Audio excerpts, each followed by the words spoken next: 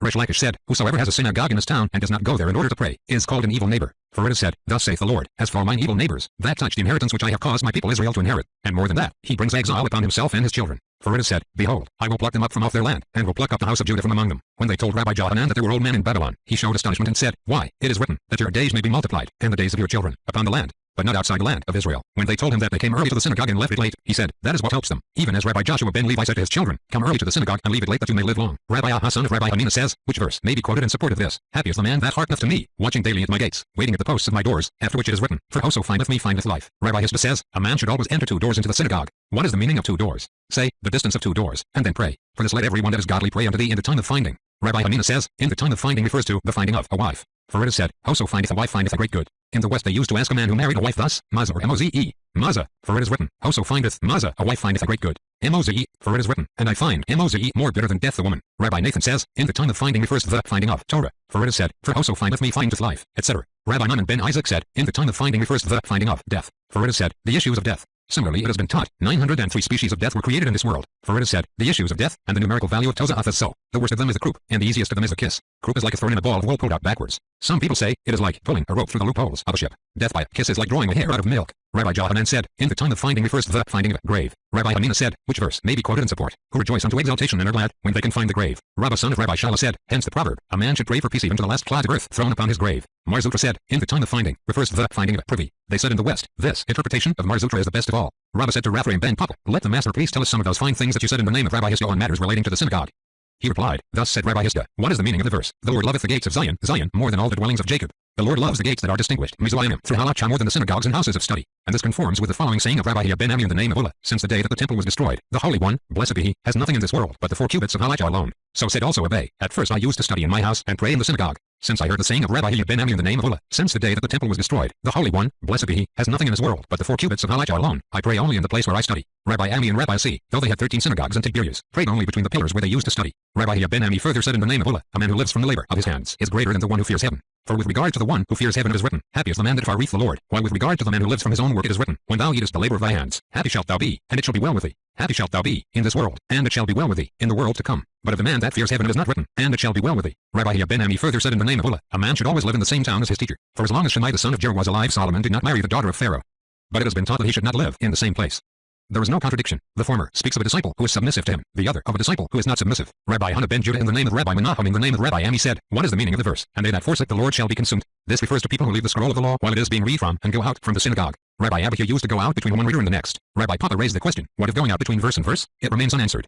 Rabbi Shesheth used to turn his face to another side and study. He said, we are busy with ours, and they are busy with theirs. Rabbi Hannah ben Judah says in the name of Rabbi Ami, a man should always complete his parashoth together with the congregation, reading twice the Hebrew text and once the Aramaic Targum, and even such verses as Hadaroth and Dibon, for if one completes his parashoth together with the congregation, his days and years are prolonged. Rabbi Bidi ben Abay wanted to finish all the parashoth of the whole year on the eve of the Day of Atonement. But he had ben Rabba Bifti recited to him the following Baratha, it is written, and ye shall afflict your souls, in the 9th day of the month at even. Now, do we fast on the 9th? Why? We fast on the 10th. But this teaches you that if one eats and drinks on the 9th, Scripture accounts it to him as if he fasted on the 9th and 10th. Thereupon he wanted to finish them in advance. But a certain elder recited to him about Ratha teaching. However, he should not read them in advance nor later than the congregation. Even so did Rabbi Joshua ben Levi say to his children, complete your parashoth together with the congregation, twice the Hebrew text and once Targum. Be careful with the jugular veins to follow the teaching of Rabbi Judah. As we have learned, Rabbi Judah says, he must cut through the jugular veins, and be careful to respect an old man who has forgotten his knowledge through no fault of his own. For it was said, both the whole tables and the fragments of the tables were placed in the ark. Rabbi said to his children, when you are cutting meat, do not cut it upon your hand. Some people say on account of danger, and some in order not to spoil the meal. Do not sit upon the bed of an Aramean woman, and do not pass behind a synagogue when the congregation is praying. Do not sit upon the bed of an Aramean woman.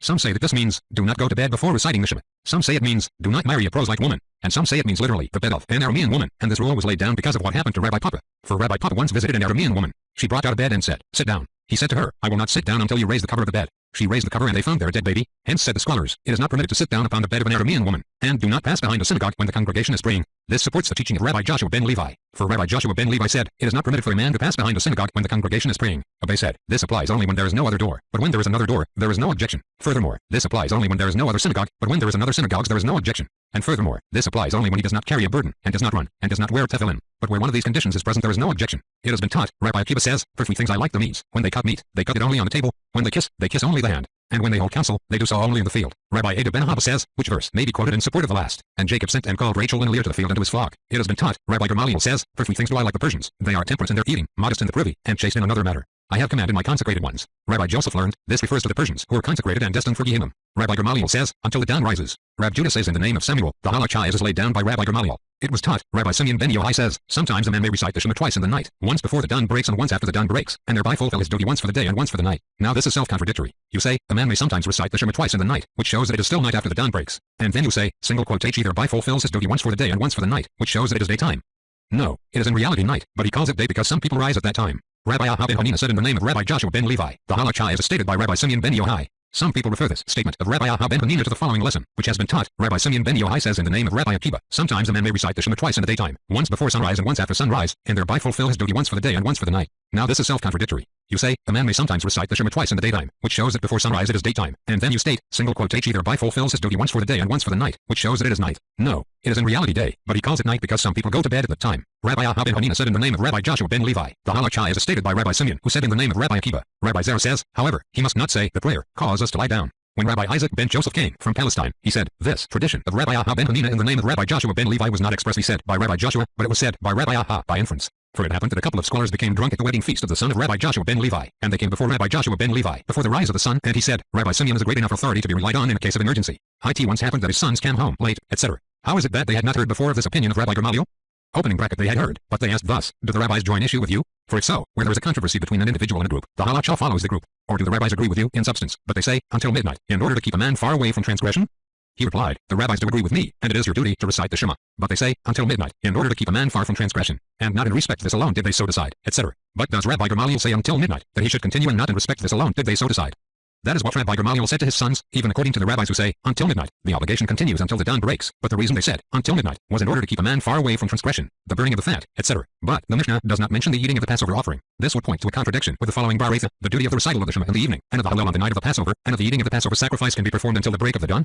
Rabbi Joseph says, there is no contradiction. One statement, the Mishnah, conforms with the view of Rabbi Elazar ben Azariah, and the other with the view of Rabbi Akiva, for it has been taught, and they shall eat of the flesh in that night. Rabbi Elazar ben Azariah says, here it is said, in the night, and further on it is said, for I will go through the land of Egypt in that night. Just as the latter verse means until midnight, so also here it means until midnight. Rabbi Akiva said to him, but it is also said, ye shall eat it in haste, which means, until the time of haste, until the break of the dawn. Said Rabbi Elazar to him, if that is so, why does it say, in the night? Akiva answered, because I might think that it may be eaten in the daytime like the sacrifices. Therefore it is said, in the night, indicating that only in the night is it eaten and not in the day. We can understand why according to Rabbi Elazar ben Azariah, whose opinion is based on the Jezerah Shawa, the word that is necessary. But according to Rabbi Akiva, what is the purpose of this word that?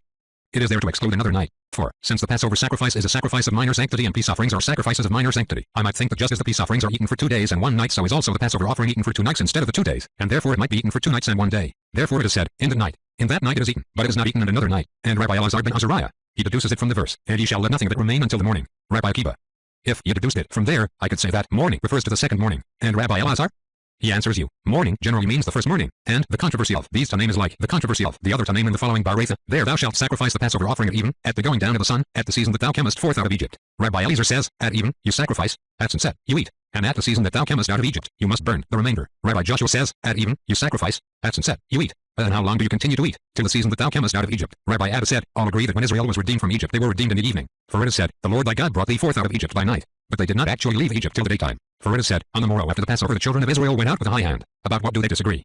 About the time of the haste. Rabbi Elazar ben Azariah says, what is meant by haste? The haste of the Egyptians. And Rabbi Akiva says, it is the haste of Israel. It has also been taught likewise, the Lord thy God brought thee forth out of Egypt by night. But did they leave in the night? Did not they in fact leave only in the morning? As it says, on the morrow after the Passover the children of Israel went out with a high hand. But this teaches that the redemption had already begun in the evening. Speak now, in the ears of the people, etc. In the school of Rabbi Yannai they said, the word means, I pray. The Holy One, blessed be he, said to Moses, I pray of thee, go and tell Israel, I pray of you to borrow from the Egyptians vessels of silver and vessels of gold, so that this righteous man, Abraham, may not say, and they shall serve them, and they shall afflict them. He did fulfill for them, but afterward shall they come out with great substance he did not fulfill for them. They said to him, if only we could get out with our lives. A parable. They were like a man who was kept in prison, and people told him, tomorrow, they will release you from the prison and give you plenty of money. And he answered them, I pray of you, let me go free today and I shall ask nothing more. And they let them have what they asked. Rabbi Ami says, this teaches that they let them have it against their will. Some say, against the will of the Egyptians, and some say, against the will of the Israelites. Those that say against the will of the Egyptians cite the verse, and she that tarrieth at home divideth the spoil. Those that say, against the will of the Israelites, say it was because of the burden of carrying it, and they despoiled Egypt. Rabbi Ami says, this teaches that they made it like a snare without corn. Resh Lakish said, they made it like a pond without fish. I am that I am. The Holy One, blessed be he, said to Moses, go and say to Israel, I was with you in the servitude, and I shall be with you in the servitude of the other kingdoms. He said to him, Lord of the universe, sufficient is the evil in the time thereof. Thereupon the Holy One, blessed be he, said to him, go and tell them, I am has sent me unto you. Hear me, O Lord, hear me. Rabbi Abba said, why did Elijah say twice, here am me single quote, this teaches that Elijah said before the Holy One, blessed be he, Lord of the universe, here am me single quote, that the fire may descend from heaven and consume everything that is upon the altar. And here am me single quote, that thou mayest turn their mind that they may not say that it was the work of sorcery. For it is said, for thou didst turn their heart backward.